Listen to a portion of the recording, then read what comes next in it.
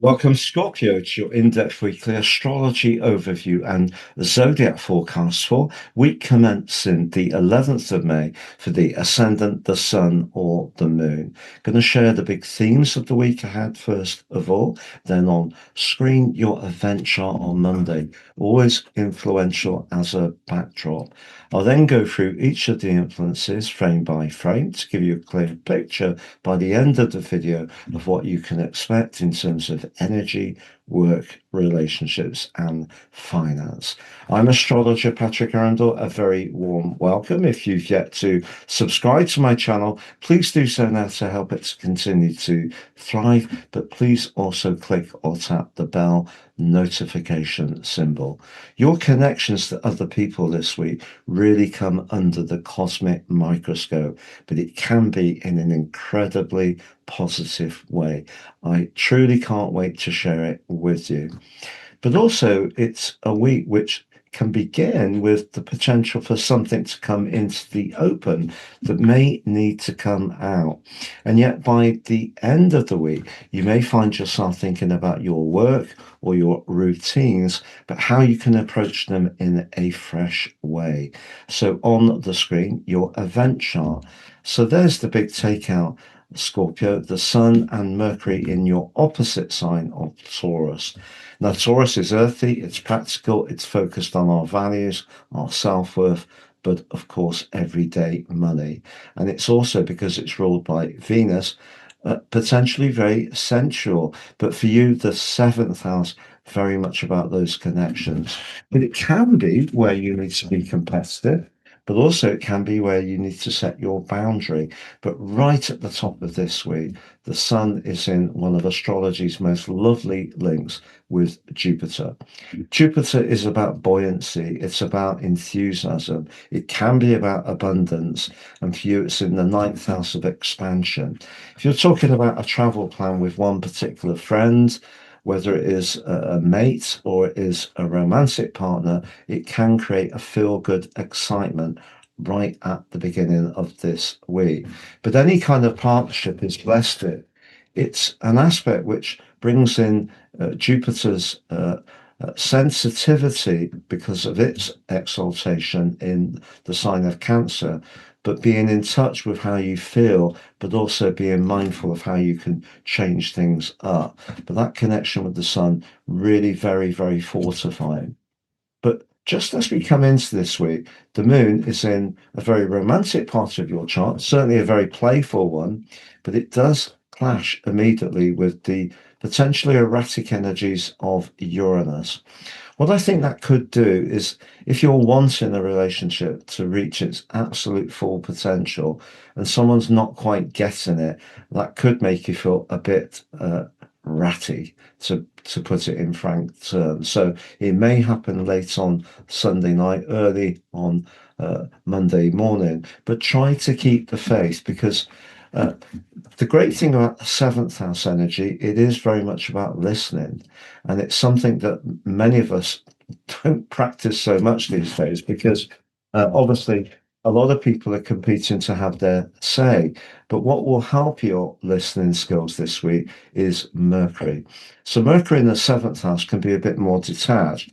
Yes, it's very much aware of resources, because Mercury, through its rulership of Virgo, can be very analytical, and this is an earth sign as well. But it can also sort of just hear what other people say and allow it. And also, as this week goes on, Mercury moves forwards and comes into that very strong link with Jupiter.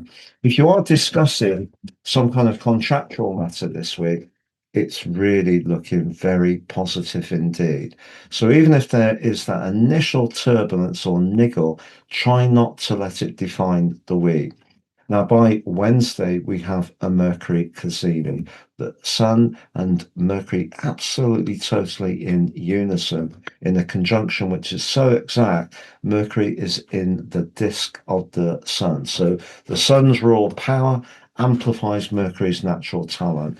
So if you do get talking to someone, either on Monday at the heart of the week, and then on Saturday with the new moon in the same sign, the seventh house, The moon's move forwards, it's combining with the sun. So you get the sensitivity of the moon, but the drive of the sun. It's a great time to go on a date. But if you're setting your intentions to bring something into your world, whether it is someone that you could holiday with, whether it is something more intimate, that's a new moon that is lit up by Mercury's brilliant ability to think and communicate crisply, but also in that little more of a detached way. Takes it less personally if people don't always agree, but also it can hear, and hearing is so valuable.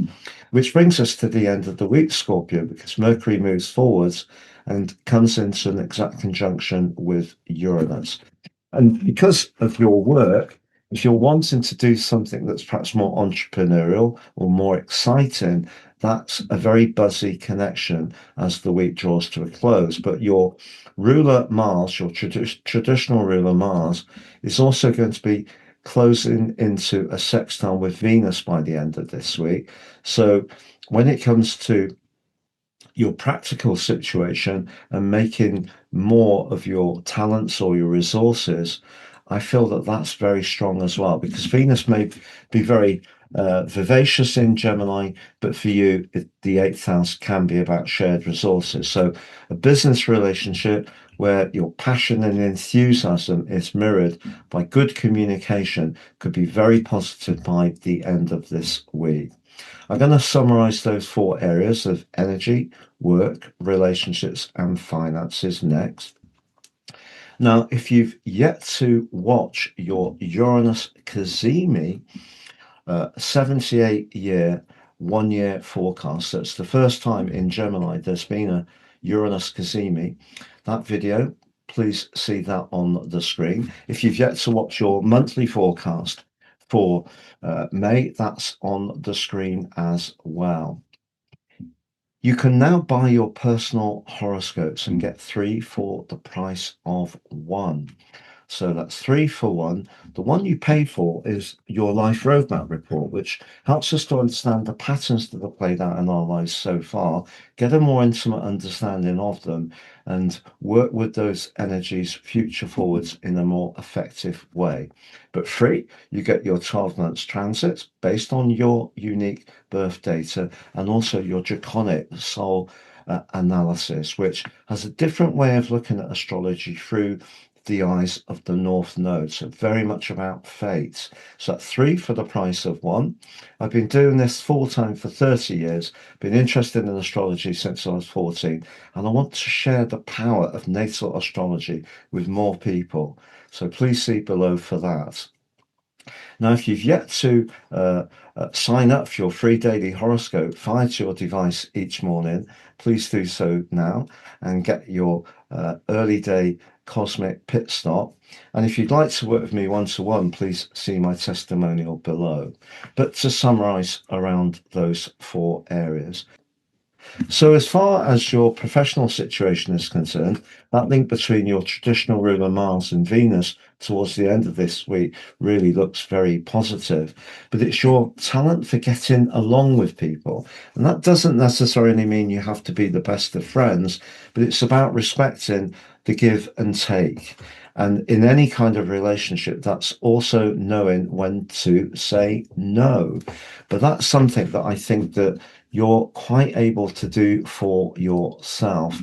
But if there is something that needs to be discussed, I wouldn't sweat it too much with Mercury in that 7th house, in that Cazimi, and in the new moon. Sometimes we have to give situations a bit of a chance, and we have to actually trust a little bit that the better side of people's nature can come out. And with Jupiter, the planet, which is very much to do with higher purpose in that 9th house, linking so well with these guys this week, I think you could be surprised by how much someone comes to your position in a way which is very good for you. So as far as romantic relationships, business partnerships, or just friendships, a very strong week indeed, and a week that could be somewhat lucky. As far as your energy is concerned, having Saturn in that 6th house is going to ask you over the next couple of years to keep working at refining what you're eating and drinking, and also the amount of rest and exercise you're getting. But Mars, your ruler, is coming into a conjunction with Chiron at the end of this week. If there is a niggle that you've had around your energy or vitality, I think looking at it in a different way or receiving some good advice can actually be very constructive. Neat finance. Well, having Venus and Uranus in that 8th house, but Venus blessed by Mars at the end of this week, I think your financial prospects look good. And also, I do feel a contract can come your way as well. Thank you so much for joining me, Scorpio. Have a great week and look forward to seeing you again soon.